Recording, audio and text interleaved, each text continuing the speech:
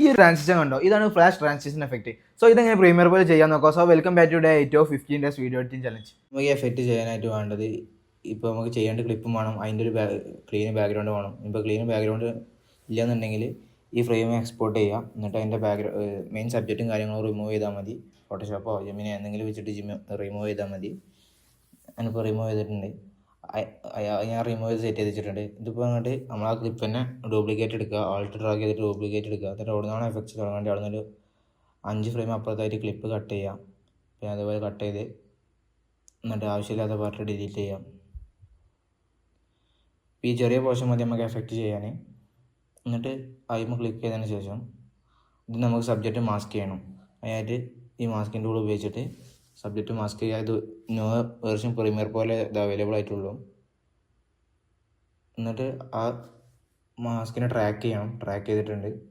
എന്നിട്ട് അതിൻ്റെ feather value ഒരു 20 കൊടുക്കുക.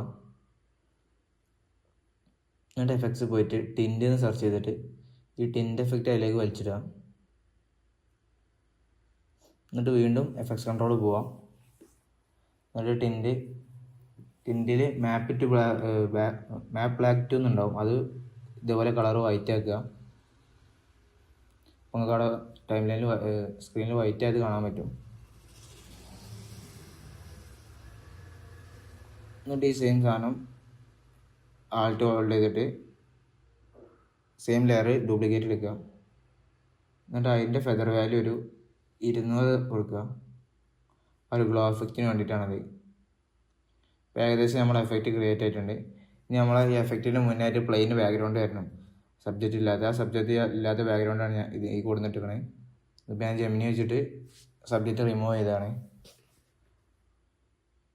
എന്നിട്ട് അത് റൈറ്റ് ക്ലിക്ക് ചെയ്തിട്ട് സ്കെയിൽ ടു ഫ്രെയിം സൈസ് കൊടുക്കുക. എന്നിട്ട് നമ്മൾ എഫക്ട്സിൻ്റെ ക്ലിപ്പ് കൊടുത്താണ് തുടങ്ങുന്നത്. അതിൻ്റെ മുന്നായിട്ട് ഈ ബാക്ക്ഗ്രൗണ്ടിൻ്റെ ക്ലിപ്പ് കട്ട് ചെയ്ത് കളയാം. ഇമേജ് കട്ട് ചെയ്ത് കളയാം. ഇത്രയും ഭാഗം മതി, ബാക്കി ഒഴിവാക്കാം. അപ്പോൾ നിങ്ങൾക്ക് ഈ എഫക്റ്റ് ക്രിയേറ്റ് ചെയ്ത് കാണാൻ സാധിക്കും. ഇതിൽ ഒരു സൗണ്ട് എഫക്റ്റും കൂടി ഇട്ടാൽ എഫക്റ്റ് ക്രിയേറ്റ് ചെയ്ത് കാണാൻ സാധിക്കും. സോ നിങ്ങളുടെ കൂട്ടത്തിൽ ആർക്കെങ്കിലും ഈ വീഡിയോ ഉപകാരപ്പെടുന്നുണ്ടെങ്കിൽ അവർക്ക് ഷെയർ ചെയ്ത് കൊടുക്കാൻ മറക്കണ്ട. ഓക്കെ.